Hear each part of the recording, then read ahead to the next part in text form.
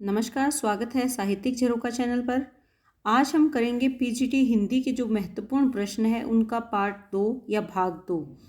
देखिए, हम इसकी सीरीज शुरू कर चुके हैं क्योंकि आने वाले समय में जो टेट एग्ज़ाम होने वाले हैं, चाहे वो एच टेट है, चाहे वो पी टेट है, चाहे वो राजस्थान का है या यूपी का है, सभी टेट एग्ज़ाम्स के लिए हिंदी के ये महत्वपूर्ण प्रश्न मैं इस सीरीज़ में करवा रही हूँ। तो आज उसी सीरीज़ का पार्ट 2 या भाग 2 हम करने जा रहे हैं।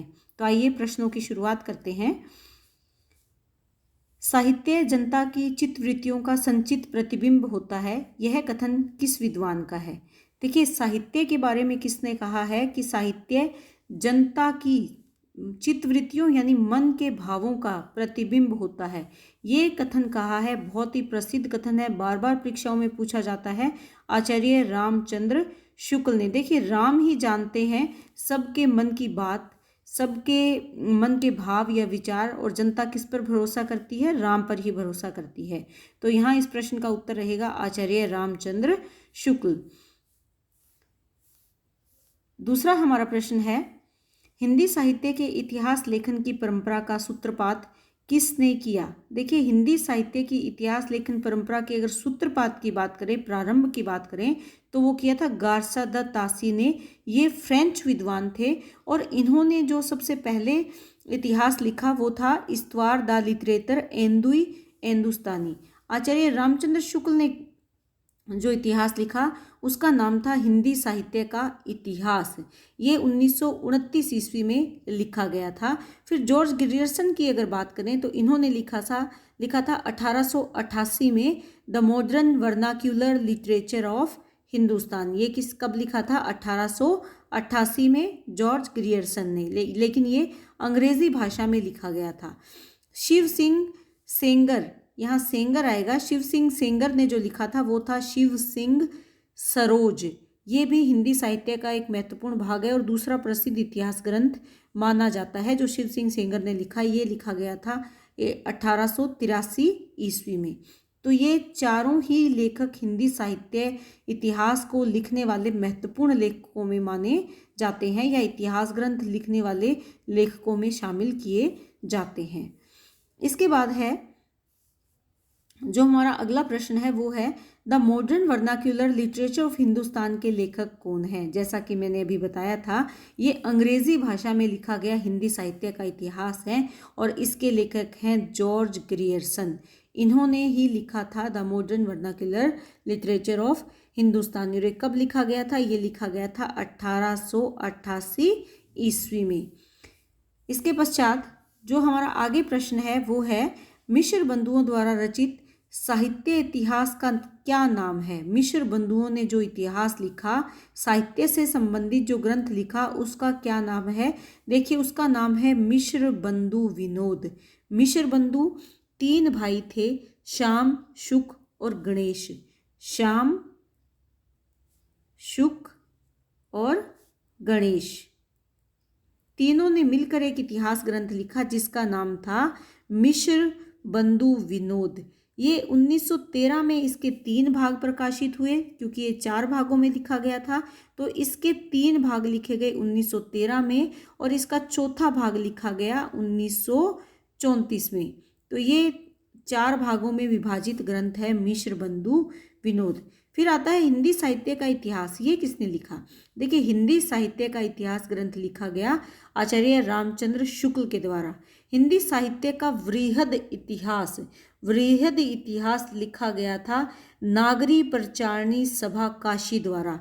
जो नागरी प्रचारणी सभा काशी है उसने इसे 16 खंडों में विभाजित करके प्रकाशित किया था। हिंदी साहित्य का वृहद यानी बड़ा इतिहास, इसीलिए ये 16 खंडों में है। इसके बाद आता है हिंदी साहित्य का दूसरा इतिहास। बहुत ही महत्वपूर्ण साहित्य की रचना है ये, बार बार एग्जाम्स में भी पूछी जाती है। ये दूसरा इतिहास लिखा गया था 1996 में। अब प्रश्न उठता है कि ये किसने लिखा? ये लिखा बच्चन सिंह ने। हिंदी साहित्य का दूसरा इतिहास किसने लिखा? बच्चन सिंह ने लिखा 1996 ईस्वी में।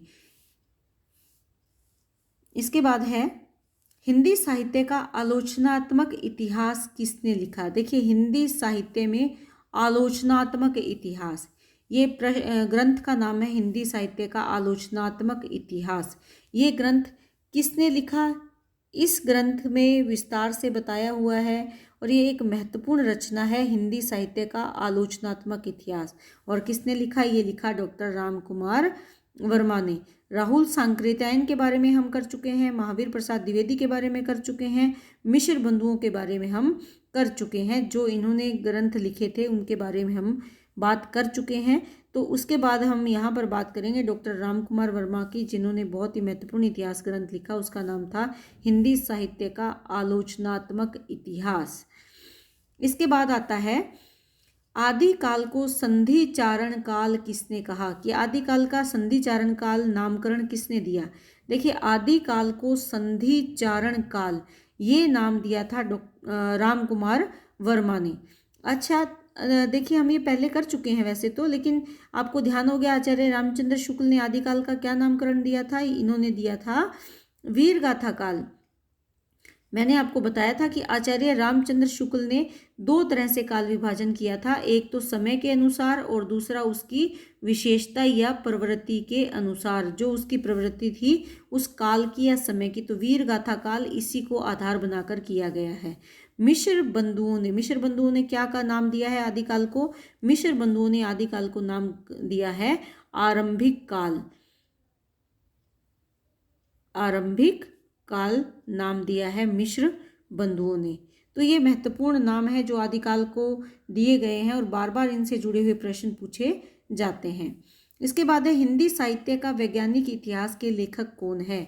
हिंदी साहित्य का वैज्ञानिक इतिहास ये पुस्तक का नाम है, इतिहास ग्रंथ का नाम है और इसके लेखक हैं डॉक्टर गणपति चंद्र गुप्त। ये बहुत ही महत्वपूर्ण इतिहास ग्रंथ है हिंदी साहित्य का और इसमें पूर्ण रूप से विवेचना की गई है या साहित्य के बारे में विस्तार से वर्णन करने का प्रयास इन्होंने किया है। इसके बाद हमारे पास प्रश्न है रीतिकाल को अलंकृत काल की संज्ञा किसने दी? रीतिकाल का नामकरण अलंकृत काल किसने किया? देखिए, रीतिकाल को अलंकृत काल नाम दिया मिश्र बंधुओं ने। मिश्र बंधु मैंने बताया था आपको कि ये 3 भाई थे और इन्होंने मिश्र बंधु विनोद नामक पुस्तक लिखी इन्होंने और इन्होंने रीतिकाल को नाम दिया अलंकृत काल। डॉक्टर रामचंद्र शुक्ल ने रीतिकाल का क्या नाम दिया? रीतिकाल का नाम रामचंद्र शुक्ल ने ही दिया था, रीतिकाल यही नाम दिया था आचार्य रामचंद्र शुक्ल ने। इसके साथ ही महत्वपूर्ण कुछ और भी इसके नामकरण है, जैसे हजारी प्रसाद द्विवेदी हैं, इन्होंने रीतिकाल को श्रृंगार काल कहा था। अब श्रृंगार काल और भी किसी आचार्य ने कहा था। 2 आचार्य थे जिन्होंने रीतिकाल को श्रृंगार काल नाम दिया, एक तो थे हजारी प्रसाद द्विवेदी और दूसरे कौन थे? विश्वनाथ प्रसाद। विश्वनाथ प्रसाद इन्होंने मिश्र इन्होंने दिया था रीतिकाल को नामकरण श्रृंगार काल का और हजारी प्रसाद द्विवेदी ने इसे श्रृंगार काल कहा है। इसके बाद हमारा अंतिम प्रश्न है राहुल सांकृत्यायन हिंदी का पहला कवि किसे मानते हैं? कि हिंदी भाषा में रचना करने वाला पहला कवि कौन है? राहुल सांकृत्यायन किसे मानते हैं? राहुल सांकृत्यायन सरहप्पा को हिंदी का पहला कवि स्वीकार करते हैं। सरहप्पा को हिंदी का पहला कवि मानते हैं और इन्होंने 700 इनका जो समय काल है सरहप्पा का वो है 769 ईस्वी। और राहुल सांकृत्यायन के साथ साथ डॉक्टर नगेंद्र ने भी इन्हें हिंदी का पहला कवि स्वीकार किया है। किसको? सरहप्पा को। इसके बाद अगर हम बात करें स्वयंभू की, स्वयंभू को जो इनका समय काल है स्वयंभू का 693 ईस्वी, इसे पहला कवि किसने स्वीकार किया है? स्वयंभू को पहला कवि स्वीकार किया है डॉक्टर राम कुमार वर्मा ने। इन्हें हिंदी का पहला कवि राम कुमार वर्मा जी स्वयंभू को पहला कवि मानते हैं। ये मानते हैं कि इनका समय काल पहले है और इनकी रचनाएं भी सरहप्पा से पहले आई, तो यही हिंदी के पहले कवि हैं। उसके बाद जो शालीभद्र सूरी हैं, इन्हें हिंदी का पहला कवि किसने माना है? इनका समय काल माना गया है 1184 ईस्वी। और इन्हें किसने पहला कवि माना है? डॉक्टर गणपति चंद्र गुप्त ने। हम इनके नाम बार बार ले रहे हैं तो आपको ये नाम याद हो जाएंगे। गणपति चंद्र ने या गणपति चंद्र गुप्त ने शालिभद्र सूरी को हिंदी का पहला कवि स्वीकार किया है। राजा मुंज बचे। अब राजा मुंज को किसने माना है पहला कवि? आचार्य रामचंद्र शुक्ल ने और चंद्रधर शर्मा गुलेरी ने इन्हें हिंदी का पहला कवि स्वीकार किया है। इनका समयकाल क्या माना गया है? इनका समयकाल माना गया है 993 ईस्वी। किसका? राजा मुंज का। राजा मुंज को पहला कवि कौन स्वीकार करते हैं? दो लेखक हैं जो राजा मुंज को पहला कवि स्वीकार करते हैं। एक तो आचार्य शुक्ल हैं और दूसरे हैं चंद्रधर शर्मा गुलेरी, और इसका समयकाल 1993 ईस्वी स्वीकार किया गया है। तो उम्मीद करती हूँ कि ये जो मैंने प्रश्न करवाए हैं मैंने इन्हें विस्तार से करवाने का प्रयास किया है और ये आप भली भांति समझ रहे हैं। आप इनके नोट्स भी बना सकते हैं ताकि ये आपको लंबे समय तक याद करने में आसानी रहे। बहुत बहुत धन्यवाद।